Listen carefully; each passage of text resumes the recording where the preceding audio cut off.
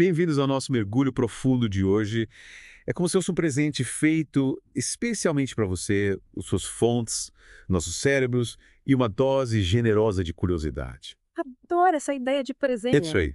E prepare-se, porque hoje vamos explorar a sabedoria maluca. Aham. E não estamos falando apenas de frases engraçadas ou ditados esquisitos. Não, entendi. É uma tradição, sabe? Ah, Uma maniagem de pensadores que questionam tudo e, de quebra, encontram humor no absurdo da vida. que legal. E olha só as fontes que temos para esse mergulho: filosofia antiga, textos espirituais, até comédia moderna e neurociência. Uau, que mistura inusitada. Vai ser um turbilhão de sabedoria maluca. Mal posso esperar. Para começar, tem uma frase do livro The Essential Crazy Wisdom do Wes Nisker que me pegou de jeito. Ele diz: as coisas não são o que parecem, nem são o contrário. Hum, Como assim? hum. Explica isso. É que a sabedoria maluca, ela meio que brinca com a razão, sabe? Não a rejeita totalmente, mas reconhece que ela tem limites. Faz sentido. É sobre enxergar as ilusões, as que a gente cria sobre o mundo, sobre nós mesmos, até sobre o tempo. É uma forma de viver que abraça o paradoxo, desafia nossas certezas. E gostei disso, principalmente a parte das ilusões. Me faz pensar nas outras fontes que a gente tem, que falam como nossos cérebros, genes, até a criação moldam quem a gente é. Sim. Quer dizer que a gente não é livre de verdade. Que loucura. A questão do livre-arbítrio é um buraco de coelho fascinante que a sabedoria maluca adora explorar. O livro Molecules of the Mind, do John Franklin, até sugere que o livre-arbítrio pode ser só um crook, sabe? Um truque bioquímico. Caramba. E tem o modelo do cérebro trino, a estrutura reptiliana, a mamífera, a humana, todas trabalhando juntas. É muita coisa para influenciar nossas decisões. É como se, imagina, eu tomo uma decisão importante. Aham. Quanto dessa decisão foi você de verdade? Quanto foi biologia, criação, esse monte de coisa? Muda a perspectiva, né? Totalmente. É. E é um dos objetivos da sabedoria maluca. Sacudir as coisas, fazer a gente questionar o que achamos que é certo, olhar o mundo com outros olhos. É tipo, um tapa na cara pra acordar. É, pode ser. Um tapa de luva de pélica com um toque de humor. Gostei. Então a gente tem a sabedoria maluca desafiando o que a gente acha que sabe e debochando das nossas ilusões. E aí o livro apresenta 4 arquétipos da sabedoria maluca. Certo. É como se eles estivessem apresentando um elenco, sabe? Palhaços, bobos da corte, trapaceiros e tolos. Cada um deles representa uma forma de mexer com nossas expectativas, de revelar o absurdo da vida. E o legal é que não são só personagens engraçados, eles aparecem em várias culturas, na história, na mitologia, religião, Sei. literatura, até na sociedade moderna. Pensa no Coyote, nas histórias dos nativos americanos, ou no poeta Sufi Rumi. Todos eles são fãs desses arquétipos. E tem mais. O livro descreve um ritual Cherokee com os palhaços chamados boogers, que tipo, soltam messes e fazem os movimentos, digamos, sugestivos, É. tocante, né? Mas, ao mesmo tempo, mostra uma conexão profunda entre o corpo e o sagrado, algo que muitas tradições sérias ignoram. É um ótimo exemplo de como a sabedoria maluca usa o humor e o inesperado para desafiar normas e nos fazer repensar nossas perspectivas. Trazendo isso para o mundo de hoje, os comediantes stand-up são como bobos da corte, usando o humor para criticar a hipocrisia, mostrar os absurdos da sociedade. Word. E artistas como John Cage compôs o silêncio. Isso é pura sabedoria maluca, desafiando a própria definição de música. É mesmo? Me faz pensar em como a gente rotula as coisas. Isso é arte, isso é sério, isso não é. Sim, sim. A sabedoria maluca parece querer burrar essas linhas. Exatamente. Ela nos encoraja a questionar as categorias, a ver o mundo de forma mais fluida, mais divertida. Legal. Falamos de ilusões desses arquétipos. Mas a sabedoria maluca também encara as grandes questões, né? Sim. Nossas fontes, elas abordam temas enormes, tipo o significado da vida, a morte e a natureza do tempo. Essas perguntas têm resposta. Essa é a pergunta, né? E as fontes, elas trazem alguns pontos de vista interessantes e às vezes bem contrastantes. A gente tem as tradições orientais, com visão cíclica do tempo, um universo vasto e repetitivo, versus a visão ocidental, mais linear, focada no julgamento.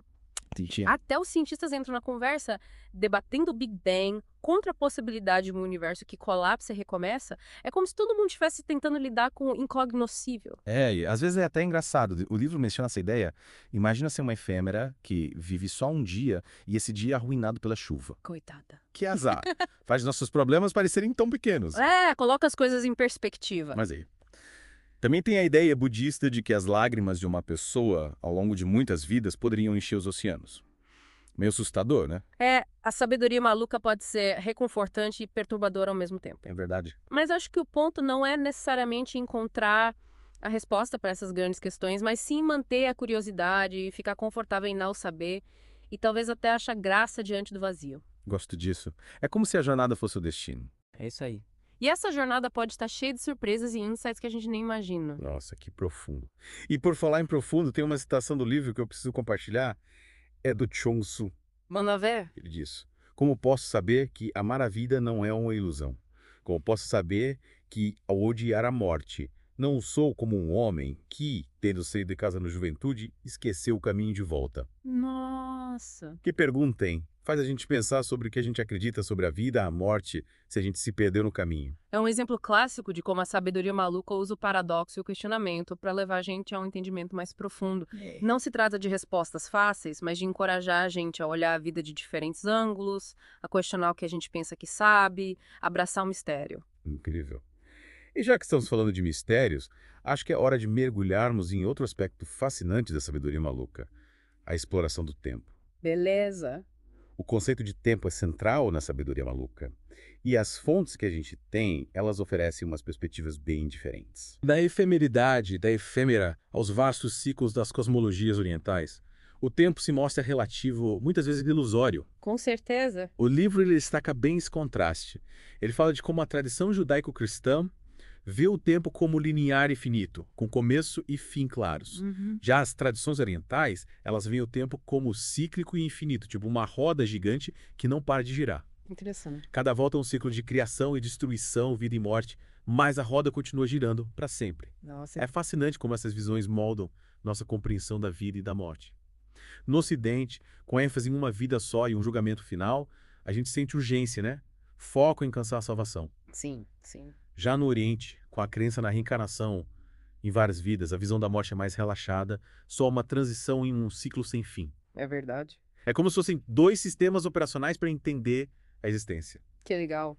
E até os cientistas estão começando a abraçar essa visão cíclica com teorias tipo o Big Bang e o Big Crunch, onde o universo se expande e se contrai eternamente. Exatamente. É aí que ciência e espiritualidade se encontram e a sabedoria maluca encontra terreno fértil. É mesmo. E isso me faz pensar.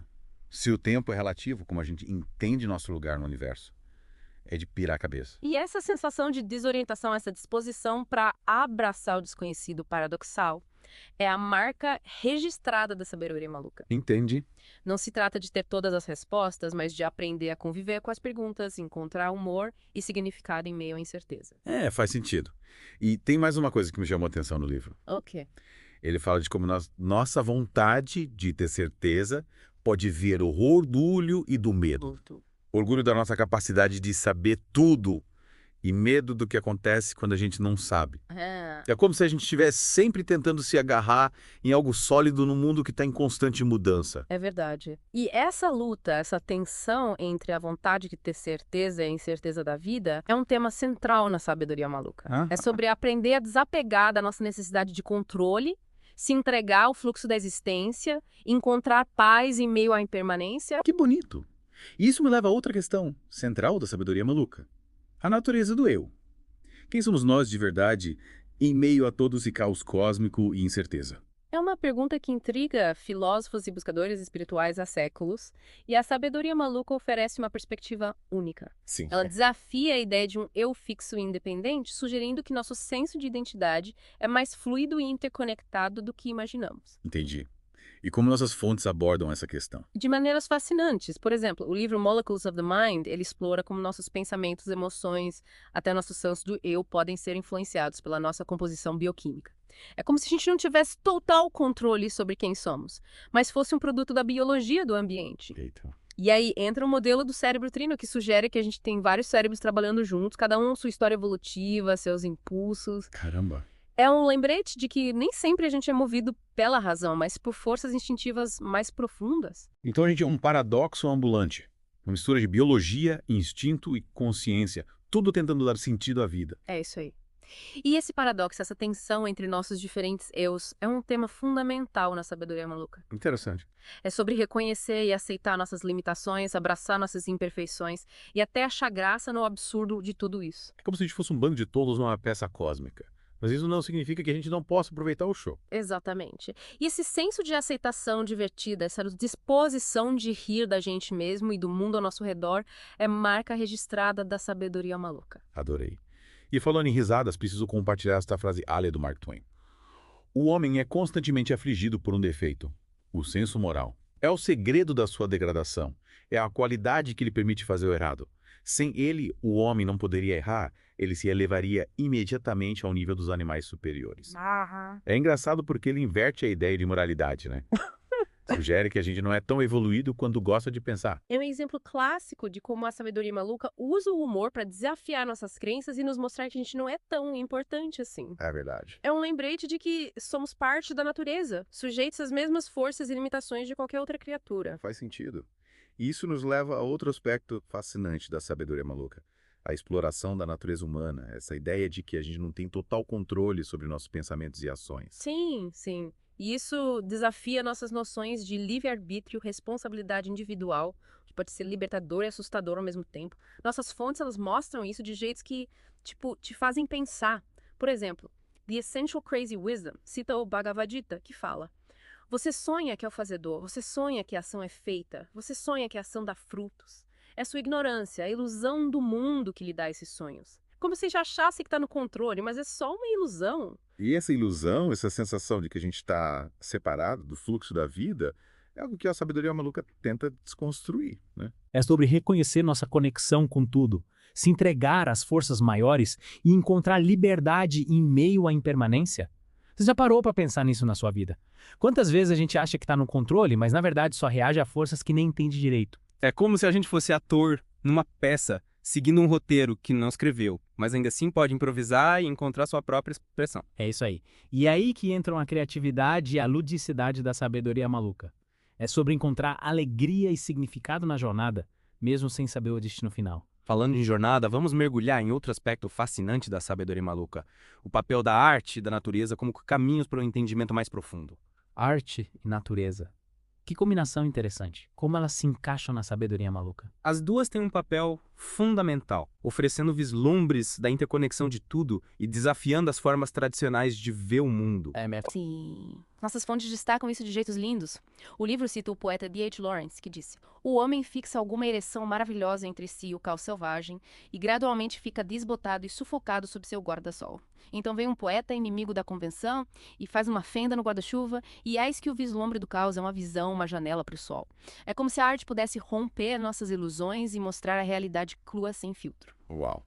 E a natureza, como ela faz isso? Quando a gente se imerge na natureza, lembra do nosso lugar no esquema das coisas, dos ciclos de criação e destruição que acontecem independentemente da gente. É uma experiência que coloca a gente no nosso lugar, sabe? E muitas vezes inspiradora, que conecta a gente com algo maior. Você se lembra de algum momento em que se sentiu assim, conectado a algo maior ao contemplar a natureza. É como se a arte e a natureza fossem espelhos refletindo a sabedoria da existência, mostrando a beleza e o absurdo de tudo isso. E nos convidando a participar da dança, encontrar nossa própria expressão na sinfonia da criação. Que lindo! Me lembra uma frase do mestre Zen Deti Suzuki, que o livro cita. Ele disse: temos 2 olhos para ver 2 lados das coisas, mas deve haver um terceiro olho que verá tudo ao mesmo tempo e ainda assim não verá nada. Isso é entender o Zen.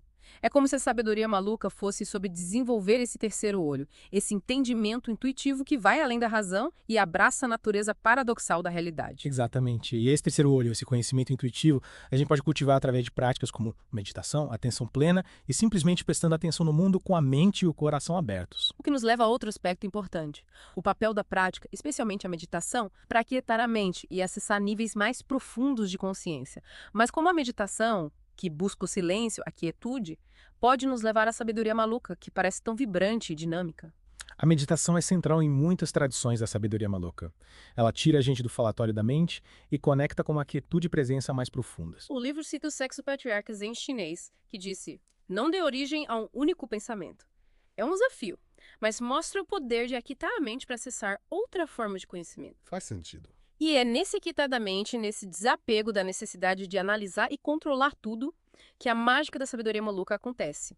É nesses momentos de quietude e entrega que a gente se conecta com a intuição, acessa níveis mais profundos de consciência e explora nosso potencial criativo. Então, a meditação, ao silenciar a mente, abre espaço para a sabedoria maluca se manifestar com Já. toda a sua energia e criatividade. Exatamente. É como sintonizar na frequência da sabedoria maluca, abrindo espaço para insights e inspiração que, de outra forma, seriam abafados pelo barulho da mente. É como se a gente fosse um rádio e a sabedoria maluca fosse a estação que a gente quer ouvir. Perfeito. A gente precisa sintonizar e tirar a estática para ouvir a transmissão com clareza. E quando a gente faz isso, o mundo se torna um lugar muito mais vibrante e surpreendente, cheio de insights inesperados e absurdos deliciosos. Falando em conexões, tem outro tema importante na sabedoria maluca. A interconexão de todas as coisas. A ideia de que somos parte de uma teia que vai muito além do nosso eu individual. Mas como sentir essa interconexão num mundo tão fragmentado e individualista? Essa ideia de interconexão é central em muitas tradições. Ela desafia o nosso foco no ego, na separação, e enfatiza a unidade e a interdependência de tudo. O livro cita um ditado budista: o buscador é aquilo que está sendo buscado. Parece doido, né? Mas aponta para a ideia de que a gente não está separado do universo, mas faz parte dele. E nossa busca por significado e compreensão, no fundo, nos leva de volta para nós mesmos e para nossa conexão com tudo. Essa mudança de perspectiva, da separação para a unidade, é um ponto crucial na jornada da sabedoria maluca. É entender que estamos todos juntos nessa.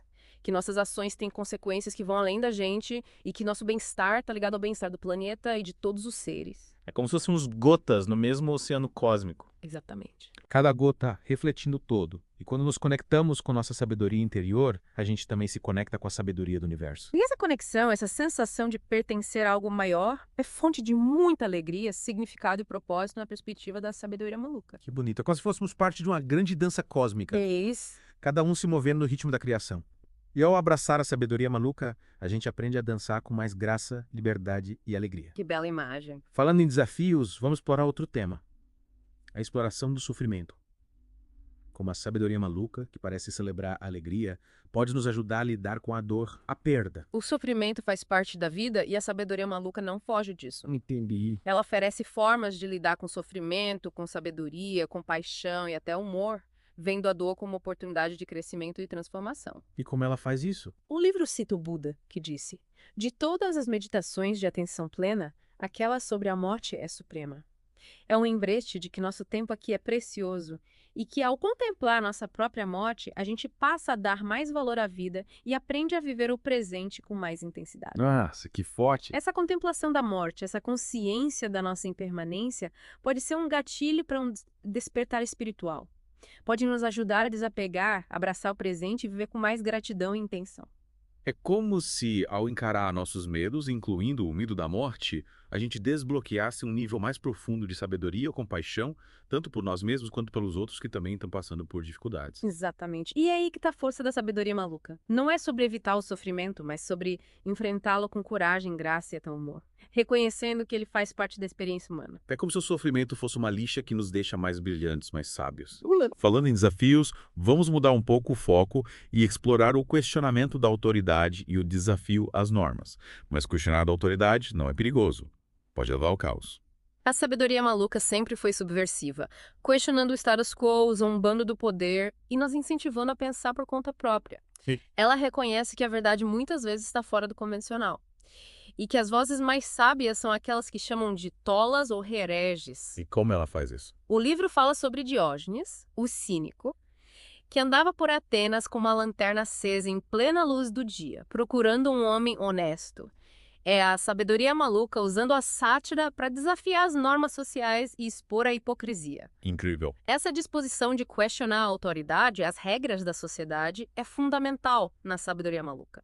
É sobre reconhecer que nossa bússola interior é mais confiável do que as regras externas e que a verdadeira liberdade vem de viver de acordo com nossos valores e intuição. Você já sentiu que devia seguir uma regra, mas sua intuição dizia para fazer o contrário? Muitas vezes. E como você lidou com isso? Nem sempre foi fácil. Eu imagino.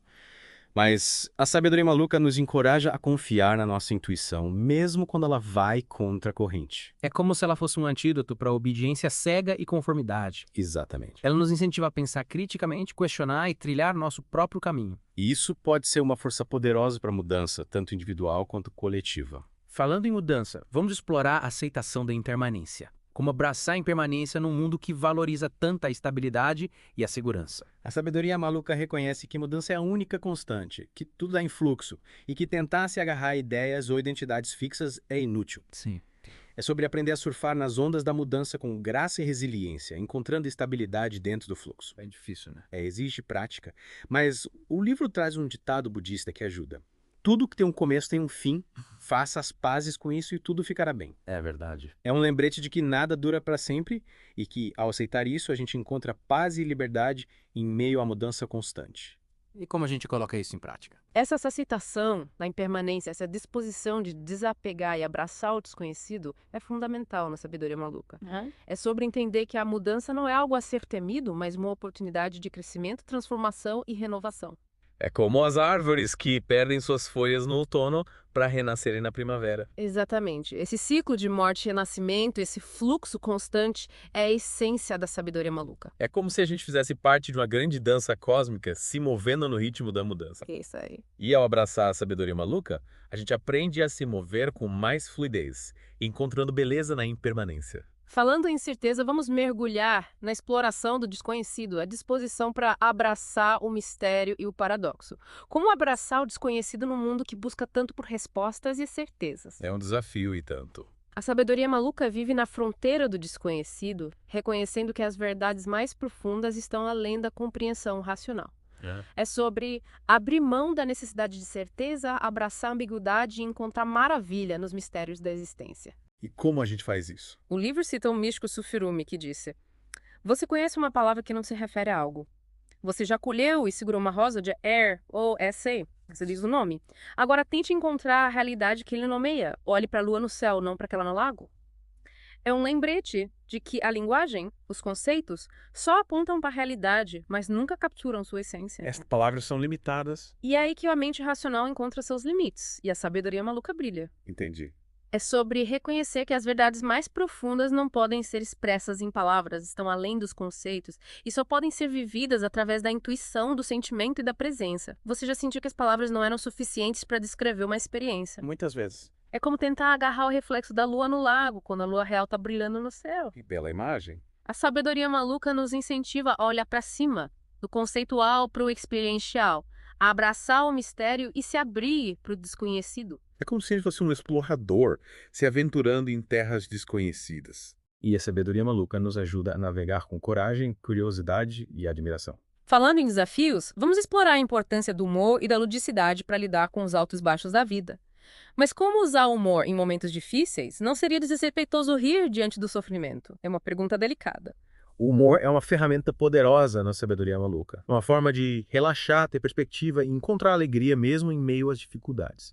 É sobre reconhecer o absurdo de tudo, abraçar o paradoxo e não se levar muito a sério. Entendi. O livro cita o Woody Allen que disse: não tenho medo de morrer, só não quero estar lá quando acontecer. É o humor para desarmar nossas ansiedades e encarar os medos com leveza. Ele era mestre nisso. E essa capacidade de rir da gente mesmo, de encontrar humor nas nossas imperfeições, é um sinal de sabedoria.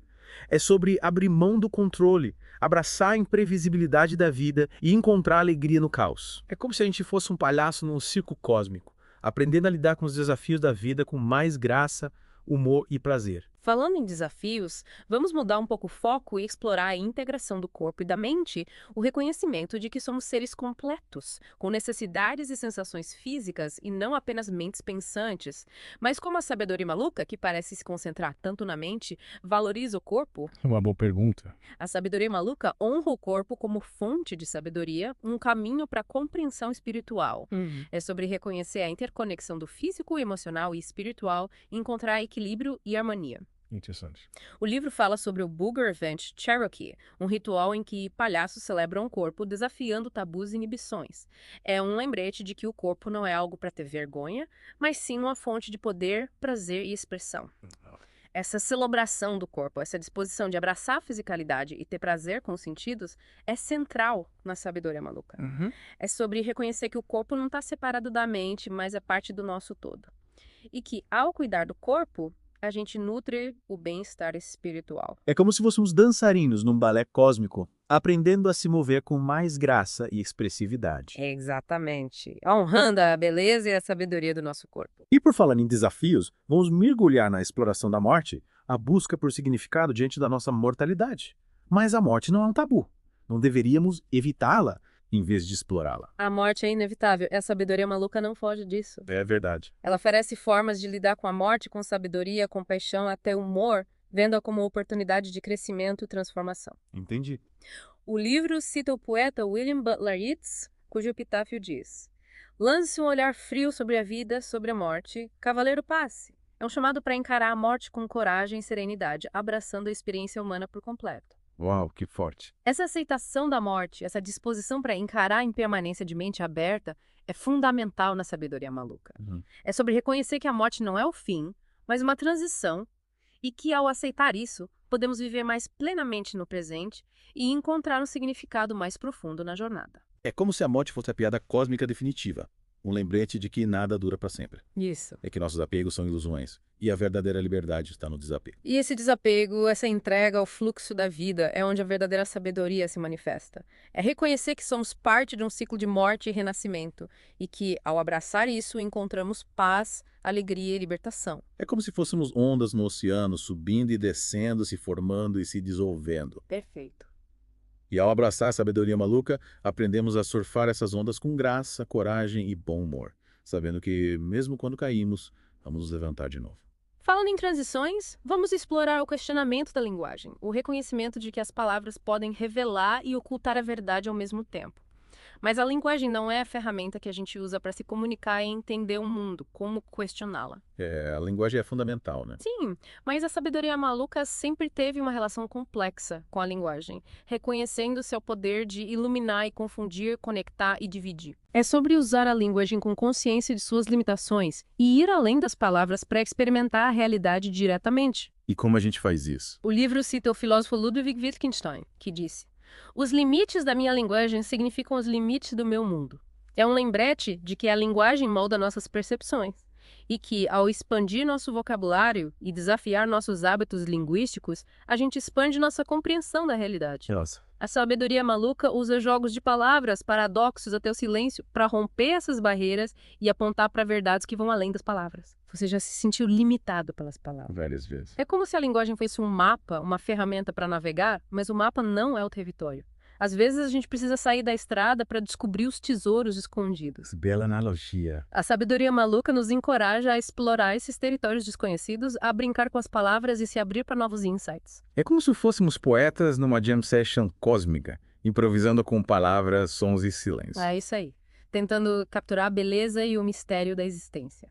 E por falar em mistério, vamos explorar a ideia de que a verdadeira sabedoria não é algo que a gente adquire, mas algo que já existe dentro de nós esperando para ser despertado. Mas se a gente já tem essa sabedoria, por que parece tão difícil acessá-la? A sabedoria maluca aponta para essa sabedoria inerente em cada um de nós, o conhecimento intuitivo que nos conecta à fonte de tudo. É sobre lembrar quem a gente realmente é, se livrar do condicionamento das crenças limitantes e deixar essa sabedoria interior brilhar. E como a gente faz isso? O livro cita o Koan Zen. Qual era o seu rosto original antes de seus pais nascerem? É uma pergunta para a gente olhar além do ego, se conectar com a essência do nosso ser que já existia antes do nascimento e vai continuar existindo depois da morte. É sobre perceber que não estamos separados do universo, mas somos parte dele e que nosso potencial está em se alinhar com o fluxo da existência, abraçar nossa interconexão e deixar que a sabedoria interior guie nossos pensamentos, ações e criações. É como se fôssemos diamantes brutos e a sabedoria maluca nos ajudasse a polir as camadas de condicionamento para revelar o brilho que já existe dentro da gente. Exatamente. E esse brilho, essa sabedoria potencial criativo é o que a sabedoria maluca quer cultivar e expressar no mundo. É como se a gente fosse artista numa obra-prima cósmica, cada um contribuindo com suas cores e texturas para a grande tapeçaria da criação. Linda imagem. E por falar em beleza, acho que é hora da gente fazer um intervalo para respirar e digerir todas essas ideias. Boa ideia. Voltamos já já para finalizar nosso mergulho profundo na sabedoria maluca. E voltamos, mergulhando de volta na sabedoria maluca, prontos para finalizar essa jornada. Que venham as últimas doses de sabedoria maluca. Antes do intervalo, a gente estava falando de gratidão.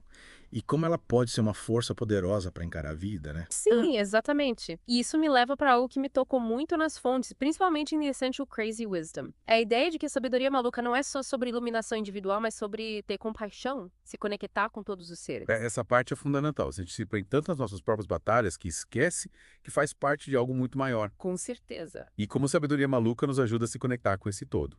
Uma forma é a meditação da bondade amorosa, uma prática budista que envolve cultivar amor, compaixão e boa vontade pra gente e pros outros, expandindo esses sentimentos em ciclos cada vez maiores. É como mandar good vibes para o universo. Desejar o bem a todos, incluindo a nós mesmos. Exatamente.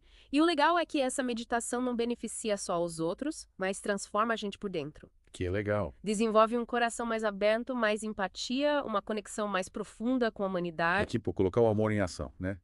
Espalhar essa energia para o mundo todo. Isso aí. E é aí que tá a força da sabedoria maluca, em mudar o mundo, criar uma sociedade mais justa, compassiva e harmônica para todos. E fazer isso com bom humor, leveza e aceitando o absurdo da vida. Com certeza. A sabedoria maluca não é sobre ser sério ou se achar melhor que os outros. Entendi.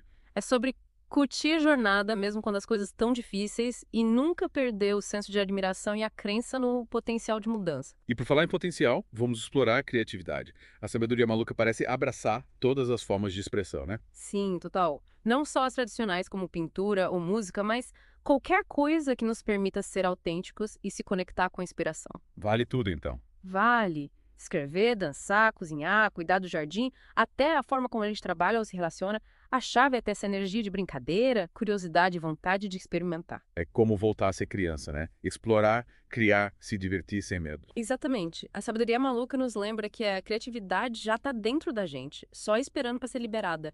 É uma fonte de inspiração infinita, basta a gente se conectar com ela. E como a gente faz isso? Como a gente cultiva essa criatividade? Uma forma é através da atenção plena que a gente já falou antes.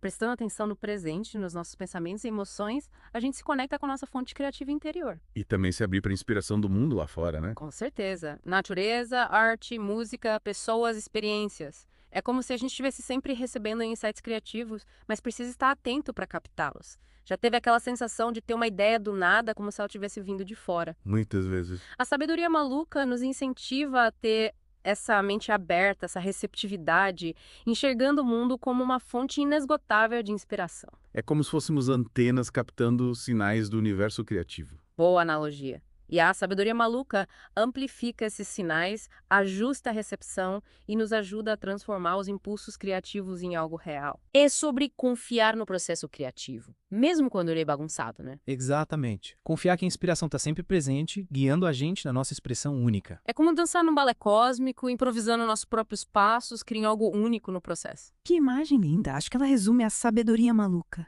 Liberdade, alegria de se expressar e conexão com a nossa criatividade. Uau, que jornada incrível. Exploramos tantas ideias malucas, desafiamos a lógica, rimos da morte e aprendemos sobre compaixão. E o mais legal é como essas ideias, que parecem doidas, revelam uma sabedoria profunda quando a gente as internaliza. É como olhar num espelho distorcido que distorce a realidade, mas no fundo nos ajuda a ver as coisas com mais clareza. Exatamente. Uma das maiores lições é não se levar tão a sério. Lembrar que a vida é um mistério, um paradoxo, uma piada cósmica. É verdade. E a melhor forma de encarar tudo isso é com curiosidade, admiração e bom humor. Como Shakespeare disse, o mundo inteiro é um palco. E talvez os bobos da corte sejam os mais sábios de todos. Concordo plenamente. Então, caro ouvinte, esperamos que esse mergulho na sabedoria maluca tenha despertado sua curiosidade, desafiado e inspirado a abraçar um pouco dessa sabedoria na sua vida. Remembre-se a jornada. Não termina aqui. É só o começo. Continue explorando, questionando, rindo e buscando profundo no absurdo. E até a próxima. Continue mergulhando e não tenha medo de ser um pouco maluco no processo.